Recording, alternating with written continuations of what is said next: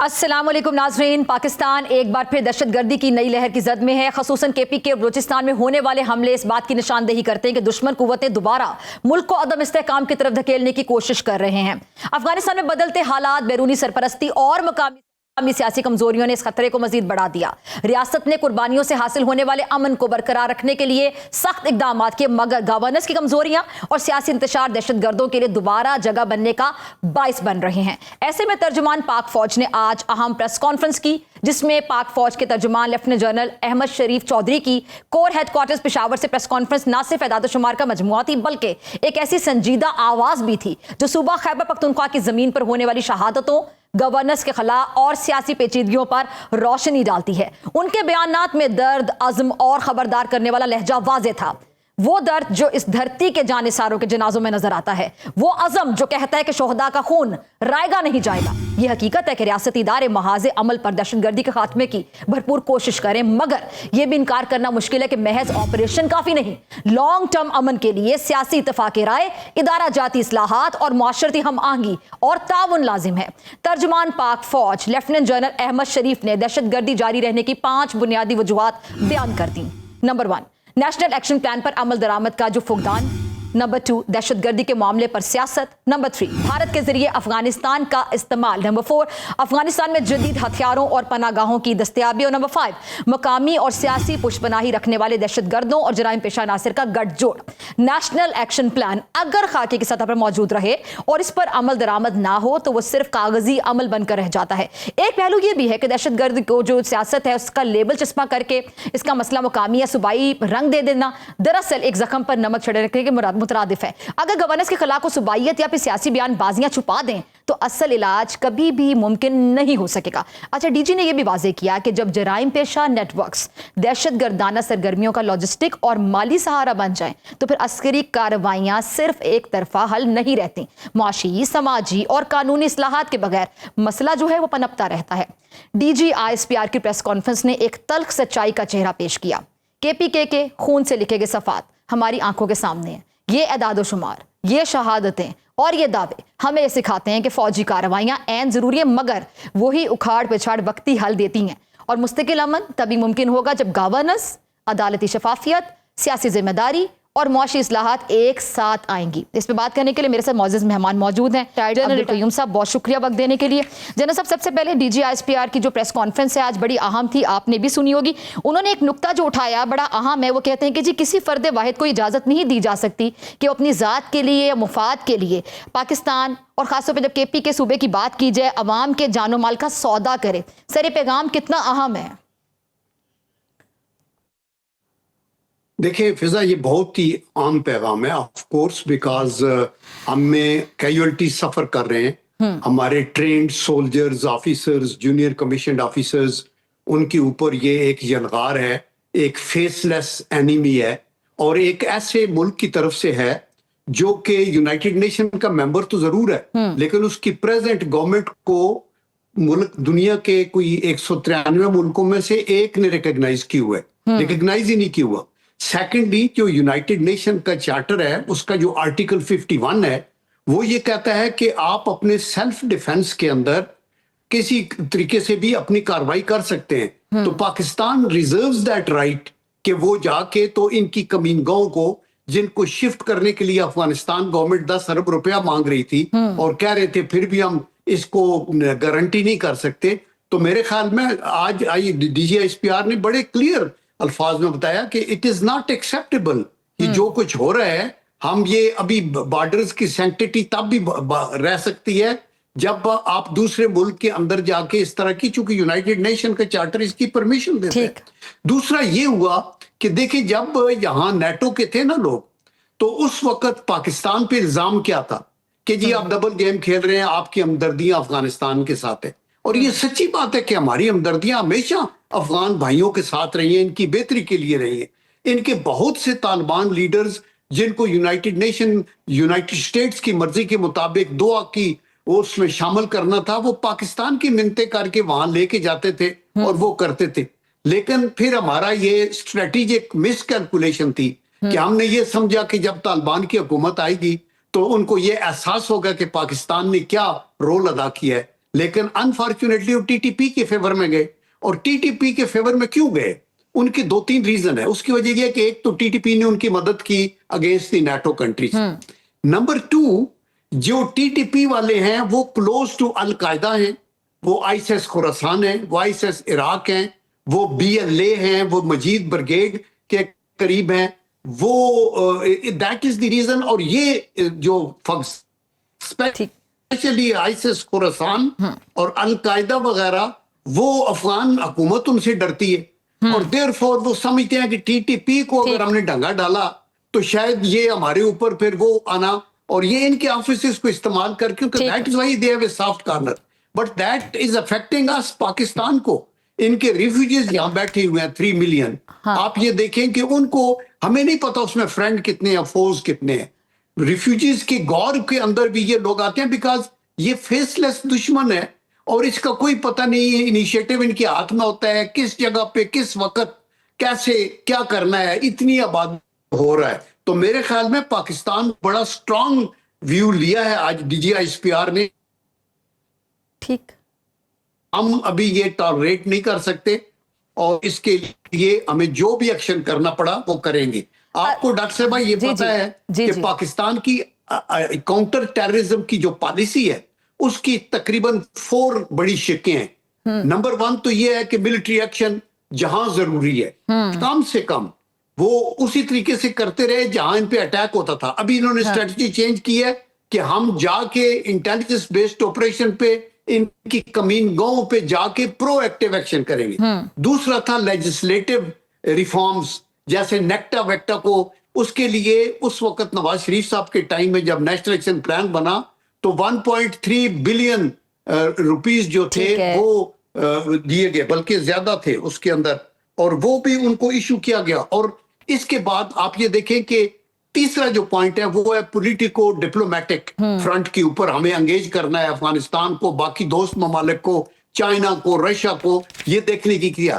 اور جو لاسٹ ہے وہ موسٹ امپارٹنٹ اس لیے بھی ہے کہ وہ جو نیریٹو ہے سوشو اکنامک انجسٹس ہے جی وہاں, تو وہ اس کو ہمیں کاؤنٹر کرنا ہے. اچھا جانا صاحب 2 پوائنٹس, ایک تو ہم نے کاؤنٹر کرنا ہے, ٹھیک ہے, ٹھیک ہے, آپ کا پوائنٹ آ گیا, بڑا اہم ہے کہ ہم نے کاؤنٹر کیسے کرنا ہے. اس میں ایک سوال ہے کہ شدت پسندوں سے کوئی بات چیت نہیں ہوگی, ایسا کہنا تھا D G S P R صاحب کا, یعنی دہشت گردوں سے بات چیت کا دروازہ بند ہو گیا. پہلا پوائنٹ یہ.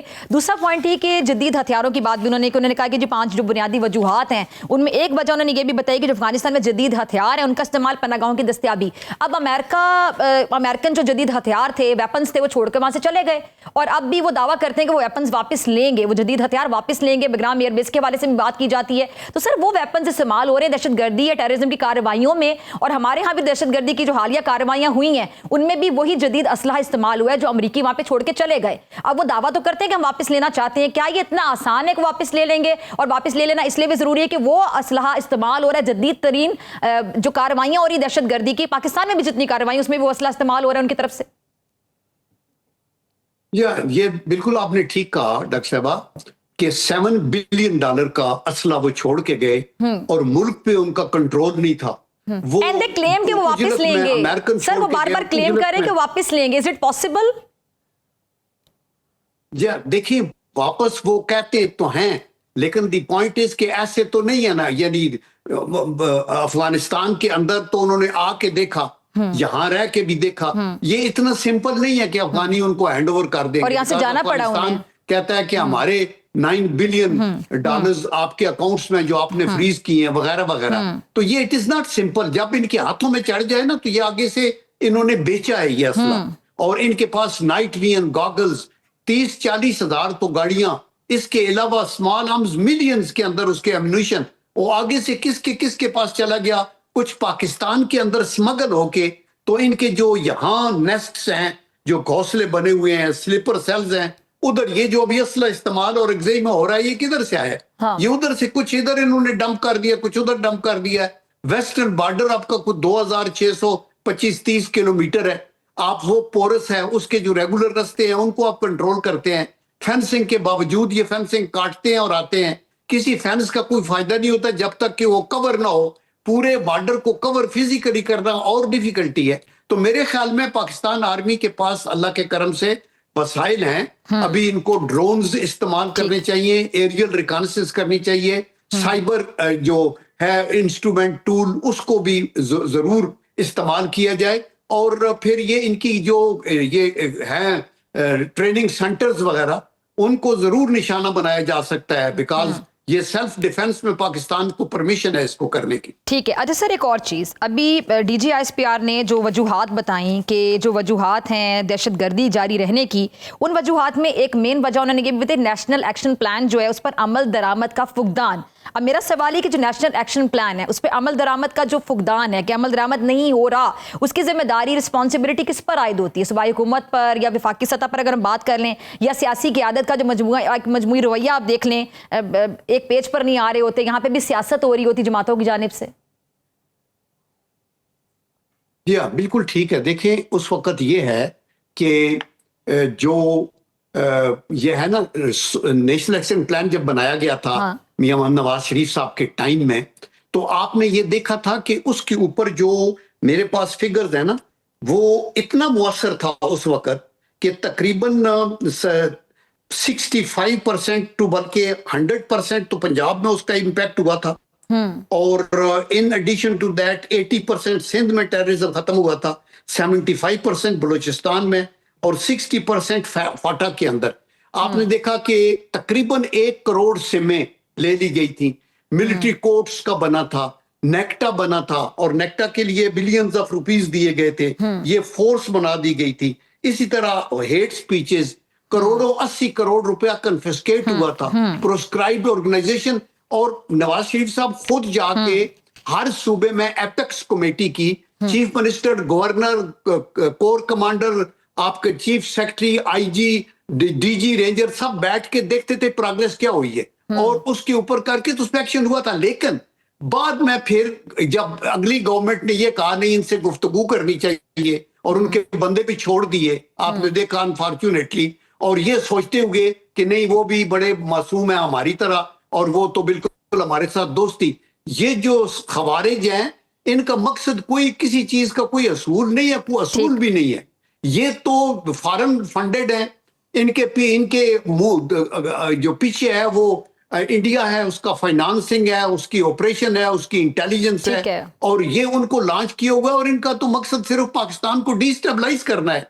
ये तो पाकिस्तान के साथ कोई सुट सुजी करके तो खत्म करने की बात तो नहीं करते। तो ये एक बड़ी नाइव थिंकिंग थी कि हार्डेड क्रिमिनल 100 को छोड़ देते हैं और 4-5 हजार फैमिलीज को बुला लेते हैं, और रिफ्यूजीज रुके रहे, कुछ भी नहीं करते। नेक्टा को उधर स्टैंड स्टिल कर दो, जो है आपका नेशनल एक्शन प्लान को रोक लो, और बस बड़ी गुडी गुडी हो जाएगी सब कुछ। तो उसको ये फिर फायर बैक हुआ, और उधर से अमेरिकन निकल गए और असला छोड़ गए, जैसे आपने वेरी राइटली आपने कहा। तो इससे सिचुएशन एग्रेवेट हुई, और वो जो असला है वो हमारे खिलाफ दहशतगर्दी की कार्रवाइयों में यूज हो रहा है। अल्लाह की तरफ। ठीक है जी, जनरल साहब बहुत शुक्रिया आपके कीमती वक्त के लिए। नाज़रीन, आपसे मुलाकात होगी ब्रेक के बाद मेरे साथ मौजूद होंगे शेर अफजल मरवत साहब। वेलकम बैक नाजरीन। पाकिस्तान तहरीक इंसाफ एक बार फिर दाखिली खलफशार का शिकार नजर आती है। KPK के वजीर आला अली अमीन गंडापुर की अचानक बरतरफी ने न सिर्फ सियासी मंजरनामे में हलचल मचाई, बल्कि पार्टी के अंदरूनी तवाजुन और क़यादत की समत पर भी नए सवालात खड़े कर दिए हैं। यह बरतरफी महज एक इंतजामी फैसला नहीं, बल्कि इसके पीछे कई तहदार वजूहात पोशीदा है। चंद रोज पहले जेल में बानी PTI से मुलाकात के दौरान अली अमीन गंडापुर ने अलीमा खान के बारे में शदीद शिकायत का इजहार किया था, जिसमें उन्होंने मुबैना तौर पर पार्टी को हाईजैक करने और इख्तिलाफात बढ़ाने का इल्जाम तक लगाया। पार्टी में इस फैसले को मुख्तलिफ जावियों से देखा जा रहा है। PTI के जनरल सेक्रेटरी सलमान अकरम राजा ने इस इकदाम को नया आगाज करार दिया और कहा कि पार्टी अब इमरान खान के विजन को नई तवानाई के साथ आगे बढ़ाएगी। लेकिन नाकिदीन ये कहते हैं कि PTI के लिए असल चैलेंज क़यादत की तब्दीली नहीं है, बल्कि तंजीमी इंतशार और सियासी समत का फुकदान है। नए नामजद वजीर आला सुहेल आफरीदी को एक तुन मिजाज और सख्त गिर शख्सियत के तौर पर जाना जाता है। उनकी तायुनाती से ये इंदिया मिलता है कि PTI एक ज्यादा जारहाना सियासी हिकमत अमली इख्तियार करने जा रही है। ताहम वज़ीर आला अली अमीन गंडापुर का इस्तीफा ابھی تک ایک معمہ بنا ہوا ہے کیونکہ گورنر کے پی کا یہ کہنا ہے کہ ابھی تک استعفیٰ ملا ہی نہیں ہے. اب دوسری جانب اپوزیشن جماعتیں JUI فے, نون لیگ, پیپلز پارٹی کے رہنما پشاور میں بڑے متحرک نظر آتے ہیں اور وزارت اعلیٰ کے لیے مشترکہ امیدوار لانے کی کوششیں بھی تیز ہو گئی ہیں. اپوزیشن لیڈر ڈاکٹر عباد اللہ خان کے مطابق اب حکومتی اراکین آزاد ہیں, لیکن اگر وہ اپوزیشن امیدوار کو ووٹ دیں تو یہ فلور کراسنگ نہیں ہوگی. اب یہ سیاسی بحران صرف KP تک محدود نہیں ہے. اسلام آباد میں بھی سیاسی درجہ حرارت بڑھ رہا ہے. بعض اطلاعات کے مطابق پارٹی چیئرمین بیرسٹر گوہر علی خان کو بھی ہٹانے پہ غور کیا جا رہا ہے اور ان کی جگہ جنید اکبر کو چیئرمین بنانے کی تجویز زیر غور ہے. ساتھ ہی سیکرٹری اطلاعات شیخ وقاص اکرم کی جگہ رؤف حسن کو لانے کی باتیں ہو رہی ہیں. اگر یہ تبدیلیاں عمل میں آ جاتی ہیں تو PTI کا تنظیمی ڈھانچہ مکمل طور پر اثر نو تشکیل پائے گا. بیرسٹر گوہر نے خبروں کی تردید کرتے ہوئے کہا ہے کہ میرا استعفیٰ پارٹی کے وجود کے خاتمے کے مترادف ہوگا. سیاسی مبصرین کا خیال یہ کہ عمران خان وفاداری کے معیار کو نئی شکل دے رہے ہیں. اب پارٹی کے اندر وہی معتبر ہے جو حکم بجا لانے والا ہو, نہ کہ وہ جو میدان سیاست میں فعال ہو. تاہم سوال یہ کہ کیا سخت رویہ صوبائی انتظامیہ کو بہتر بنا سکتا ہے یا پھر مزید بحران کو جنم دے گا؟ کیا علی امین گنڈا پور کی برطرفی محض ایک شخصی تنازع کا نتیجہ ہے یا اس سے بڑھ کر بھی کچھ ہے؟ انہی تمام سوالوں کے جواب تلاش کرنے کے لیے میرے ساتھ موجود ہیں شیر افضل مروت صاحب. بہت شکریہ مروت صاحب وقت دینے کے لیے, جوائن کرنے کے لیے. مروت صاحب, علی امین گنڈا پور صاحب کا جو استعفیٰ ہے بڑا معمہ بنا ہوا ہے کہ گورنر KP کے کہتے ہیں کہ جی ابھی تک جو ان کا استعفیٰ ہے وہ موصول ہی نہیں ہوا. پہلے تو یہ میں جاننا چاہوں گی. دوسرا کہ کیا معاملات اس نہج تک آ گئے کہ ان کو ہٹانا پڑا, آپ کو کیا سمجھ آتی ہے؟ بہت شکریہ ڈاکٹر صاحبہ. علی امین خان مستعفی نہیں ہوئے ہیں, انہیں برطرف کیا گیا ہے. کیونکہ یہ استعفیٰ جو ہے خود سے کوئی دیتا ہے, ذاتی وجوہات ہوتی ہیں. یہ تو خان صاحب نے جو ہے ان کو برطرف کیا ہے اور ساتھ میں اس کی ریپلیسمنٹ کا بھی اعلان کیا ہے. دوسری بات جو ہے ان کا استعفیٰ نہیں پہنچا ہے.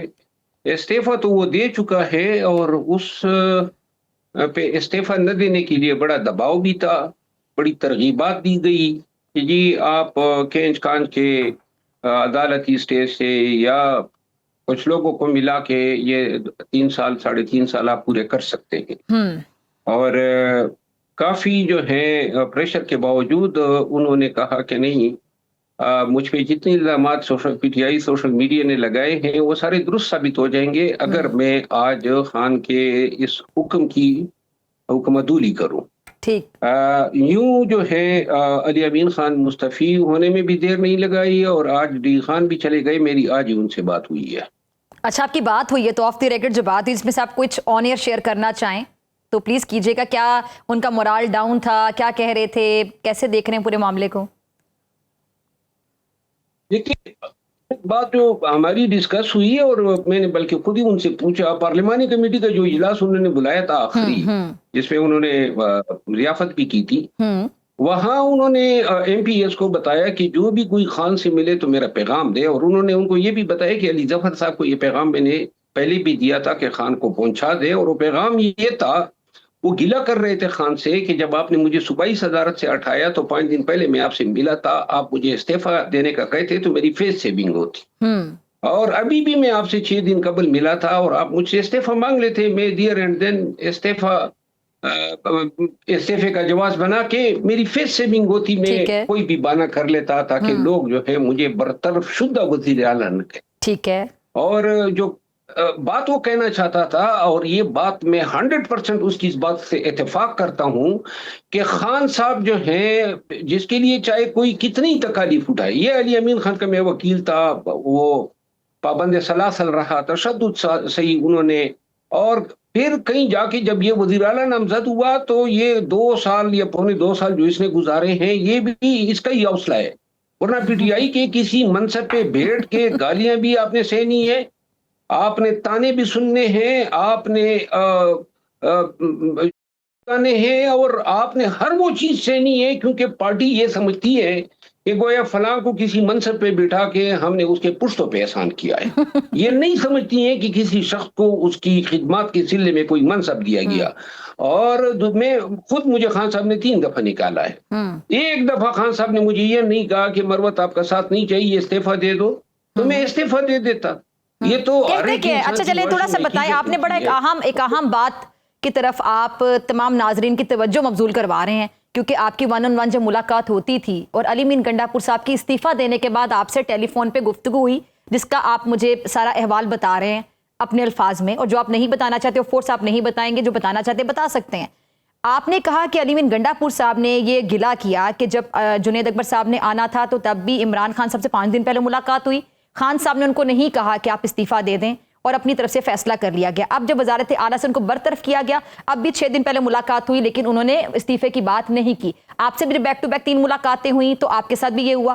تو خان صاحب جو ملاقات کرتے ہیں, جیسے کہ آپ اپنی ملاقات کا حوال بتا رہے ہیں, علی امین گنڈاپور صاحب کی فون پہ بات ہوئی آج, انہوں نے بھی آپ کو بتایا, تو ملاقات میں وہ کہتے کیا ہیں؟ ایک دم سے فیصلہ کر لیتے ہیں اور ملاقات میں باڈی لینگویج کچھ اور ہوتی ہے اور آپ کے لیے بھی سرپرائز ہوتا ہے یہ جو اچانک سے فیصلہ کیا جاتا ہے؟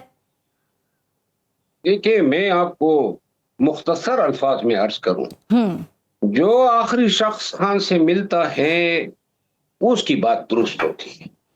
اچھا, یعنی کہ اس میں وہ ساری چیزیں جو ہیں, جو آپ کی کنٹریبیوشن ہوتی ہے یا جو آپ کی ریکننگ ہوتی ہے یا آپ کا جو سٹانس ہوتا ہے, وہ جو سامنے کی ملاقات میں ہمیشہ خان ستائش کرتے ہیں لیکن آپ نکلتے ہیں اور کوئی ان کے کان بھر دے. کان بھرنے کی دیر ہوتی ہے کہ جناب اس شخص کی تقدیر کا فیصلہ ہو جاتا ہے. اور یہ جو ہے نا, یہ گریس فیصلوں میں جو تو پی ٹی آئی والے تو کہتے ہیں بہت ویژنری لیڈر ہیں, وہ ویژنری لیڈر کانوں کے اتنے کچے تو نہیں ہوتے مروت صاحب؟ میرا خیال ہے ویژنری لیڈر کے لیے کانا پھوسیوں پہ فیصلہ کرنا کوئی لازم بھی نہیں ہے. اچھا یہ بتائیے گا, جو علی امین گنڈاپور صاحب نے علیمہ خان صاحبہ پہ کچھ الزامات لگائے, ان کی شکایات لگائیں خان صاحب کو, کیا یہ بھی وجہ بنی استعفے کے لیے یا برطرفی کے لیے؟ نہیں, میں آپ کو عرض کروں اور آپ کے توسط سے آپ کے تمام ناظرین کو بتا دوں, علیمہ خانم کہیں پر بھی خان کے کاغذات میں میٹر نہیں کرتی ہے. وہ خان نے کئی دفعہ کہا ہے, اور اب تو ان کو خان کو اندازہ ہو گیا تھا کہ یہ ترجمانی کے فرائض کی آڑ میں پارٹی پہ آہستہ آہستہ چاہ رہی ہے, تو انہوں نے اسے بھی فارغ کر دیا. اب تو محترمہ نورین نیازی صاحبہ جو ہیں یہ فرائض ادا کرے گی. خان نے ہمیشہ پارٹی کے تمام لوگوں کو علل اعلان واضح طور پہ کہا تھا کہ بھائی اس کا کوئی حکم نہیں ماننا ہے, اس کو کہیں پر دخیل نہیں ہونے دینا ہے, اس کو حتیٰ کہ لیکن وہ تو ہر جگہ پہ آگے آگے ہوتی ہیں. بولے ہاں جی, وہ تو ہر جگہ پہ آگے آگے ہوتی ہیں. یہ دیکھیں نا, بشرا بی بی جب اندر گئی تو اس کو موقع مل گیا.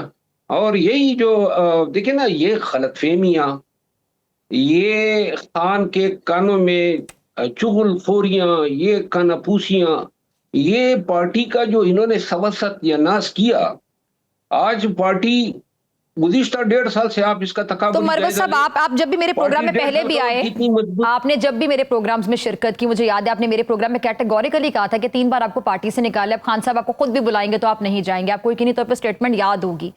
اور میں آپ کے اس ٹائم پہ تاثرات بھی دیکھ رہی تھی کہ آپ کی کتنی دل آزاری ہوئی, آپ کتنا ہرٹ ہوئے, کیونکہ آپ کی بھی بڑی قربانیاں تھی پارٹی کے لیے, آپ نے بڑی باتیں سنی, لیکن اس کے بعد آپ کے لوگ آپ کو سوشل میڈیا پہ جس نظر سے دیکھتے تھے, آپ کو بھی پتہ ہے بات, آپ نے آف دی ریکارڈ بھی کچھ بات کی, کچھ آپ نے پروگرام میں بات کی. مجھے یہ بتائیے گا کہ جس طرح آپ ابھی کہہ رہے ہیں کہ جو جتنی چغل خوریاں کرتے ہیں, یعنی یہ پارٹی چغل خوریوں پہ چل رہی ہے, جو خان صاحب کے جتنے کان بھرتا ہے وہ اتنا آگے آ جاتا ہے.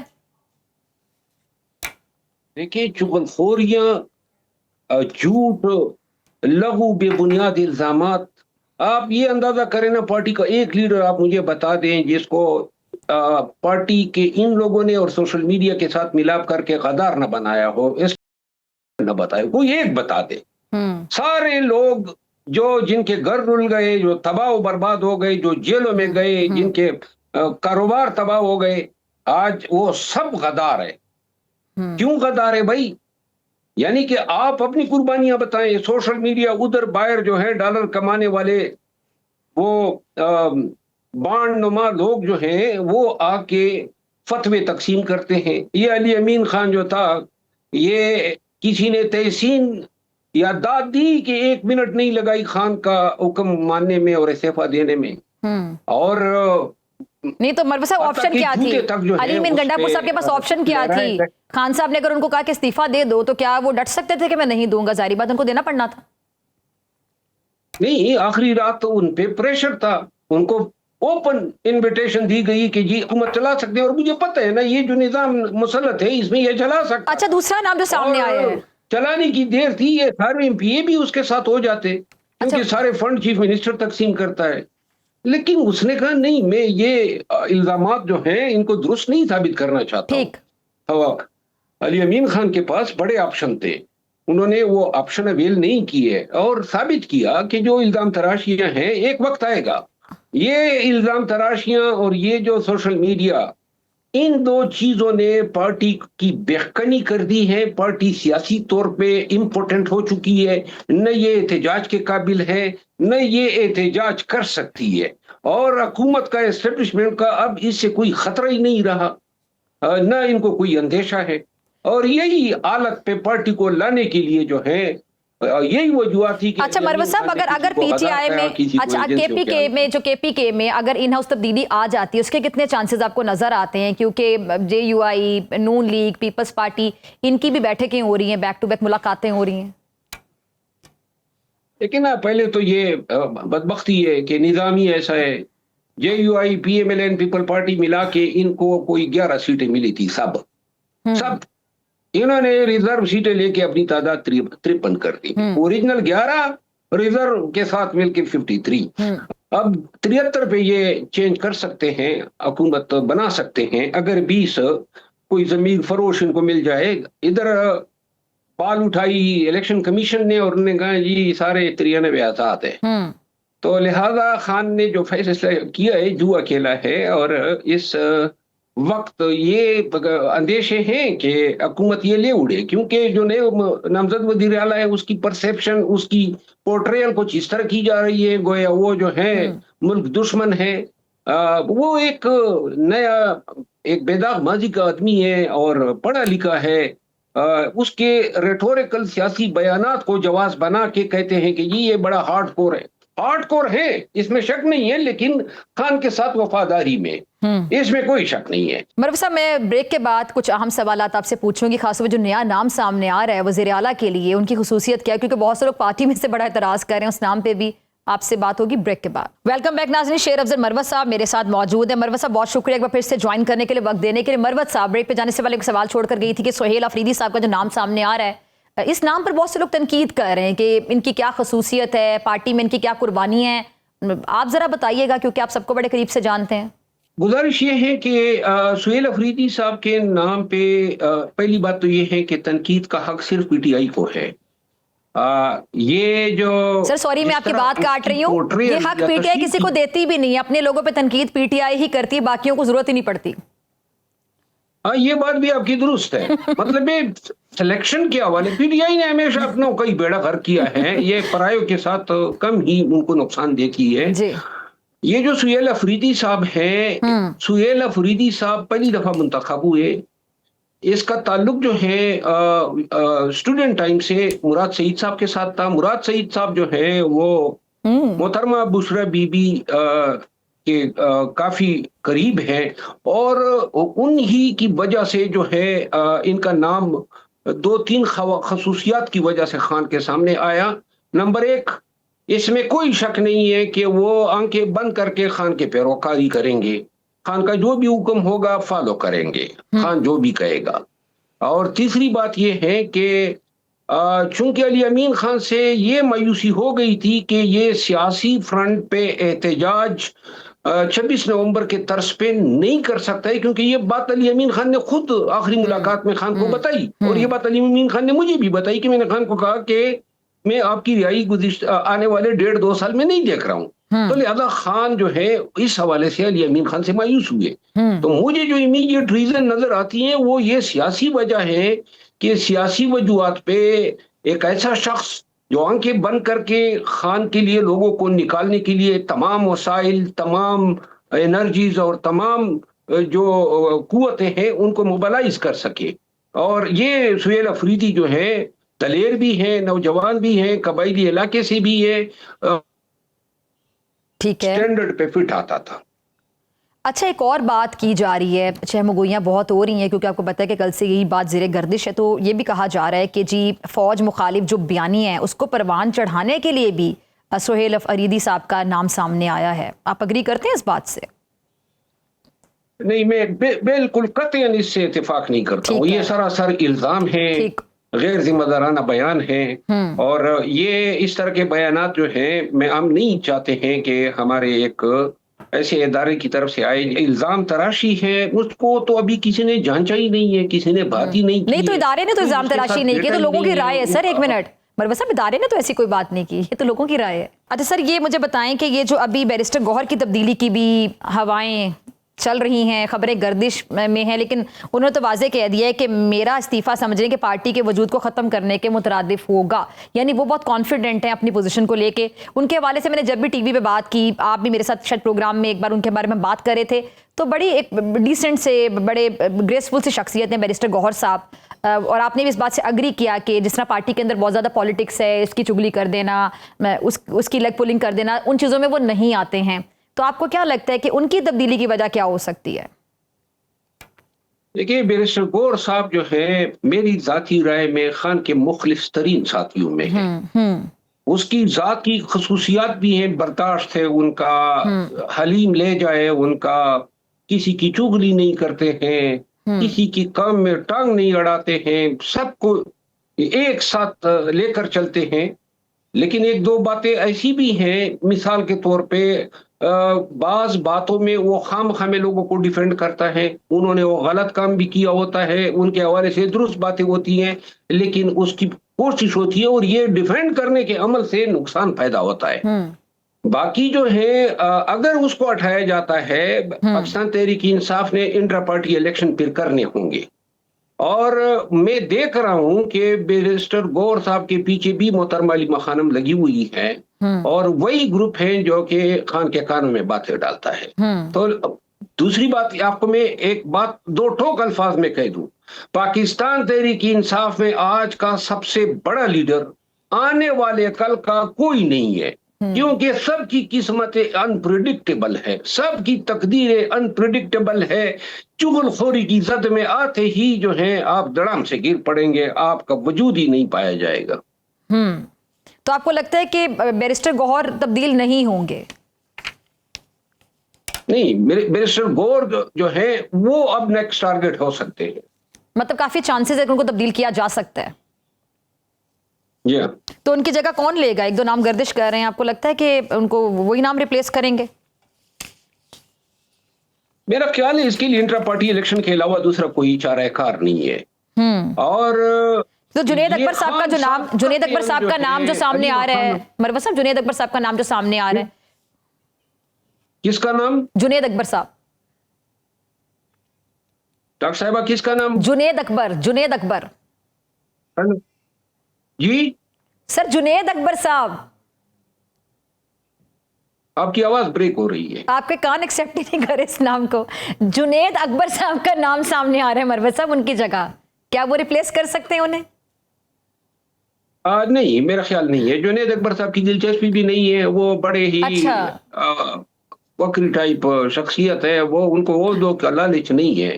اور یہ جو صوبائی صدارت بھی ان کو دی گئی ہے وہ اس سے بھی نالا ہے، کیونکہ اس کی مانی نہیں جاتی ہے، اس کے پالیسیوں پہ، اس کی سفارشات پہ. یعنی صوبائی صدارت بھی کوئی اور ریپلیس کرنے جا رہے ہیں اس خبر کے مطابق. بنا ہوا ہے. اٹ مینس کہ صوبائی صدارت بھی اب کسی اور کو ملنے جا رہی ہے کیونکہ جنید اکبر صاحب خوش نہیں ہیں. جنید اکبر صاحب کی خواہش نہیں ہے، وہ نہیں جائیں گے. اس کے لیے جو شوقین حضرات ہوں گے وہ لازماً پر تولیں گے. اور وہ کون ہو سکتے ہیں آپ کے مطابق؟ آپ کی بڑی پکی خبر ہوتی ہے، کون ہو سکتے ہیں وہ؟ کوئی خوش آمدی ہوگا. کوئی دو چار نام لے دینا مروت صاحب، آپ کے پاس اندر کی خبریں ہوتی، کوئی دو چار نام لے دیں آپ کے اندازے کے مطابق. چلے میں اس پہ تحقیق کروں گا تاکہ کوئی کریڈیبل بات کروں، ایسا نہ ہو کہ کل جھوٹ یا غلط. اچھا، شیخ وقاص کی ریپلیسمنٹ کی باتیں بھی ہو رہی ہیں کہ ان کو ریپلیس کر سکتے ہیں رؤف حسن صاحب، اس میں کتنی صداقت ہو سکتی ہے؟ شیخ وقاص کی بات کر رہی ہیں؟ جی، ان کی جگہ رؤف حسن آ سکتے ہیں. نہیں، رؤف حسن جو ہے وہ تو کسی کام کا نہیں ہے. وہ تو مطلب یہ ہے کہ جب سے کیوں مروت صاحب خواجہ سراؤ نے اس کی دنائی کی ہے تب سے جو ہے وہ بالکل یعنی آرام طلب ہو گئے ہیں اور بڑے خوف کا شکار ہیں. وہ کچھ نہیں کر سکتے، وہ نہیں آ سکتے ہیں. خان نے اس کو بھی یہ ممکن ہے کہ دورانی واپس آ جائے. शेख वकास साहब चूंकि अली अमीन खान के ग्रुप से ताल्लुक रखते हैं, तो उसकी किस्मत भी उसकी तकदीर भी डवाडोल नजर आ रही है। ठीक है जी। अच्छा, तो मरवत साहब आगे क्या देख रहे हैं आप? इन हाउस तब्दीली को आप देख रहे हैं, क्योंकि ऑपोजिशन की दलील कितनी दुरुस्त आपको नजर आती है कि जी अगर हुकूमती अरकान ऑपोजिशन उम्मीदवार को वोट देते हैं तो इसको फ्लोर क्रॉसिंग कंसिडर नहीं किया जाएगा? ये मुमकिन है क्योंकि अब तो रास्ता खोल दिया है। हाँ, और क्योंकि अब वो आजाद अरकान कंसिडर होंगे ना। जी जी। ज़मीर फरोशी के लिए चूरियां तेज हो रही हैं, क्योंकि सेनेट में भी इन बेचारों को पैसे नहीं मिले, तो उन्होंने जो है बड़े कंसेंट से कराए इलेक्शन। तो अब तो मेरा ख्याल है अगर कोई बोरियां खुल जाती हैं तो लपकेंगे। यानी ज़मीरों के सौदे होंगे आप कह रहे हैं। ठीक है मरवत साहब, बहुत शुक्रिया आपके कीमती वक्त के लिए। नाज़रीन, इसी के साथ मुझे दीजिए मुलाकात होगी इंशाल्लाह कल सेम टाइम सेम चैनल। अगर जिंदगी ने वफा की दुआ में याद रखेगा, अपना बहुत ख्याल रखेगा। अल्लाह निगहबान।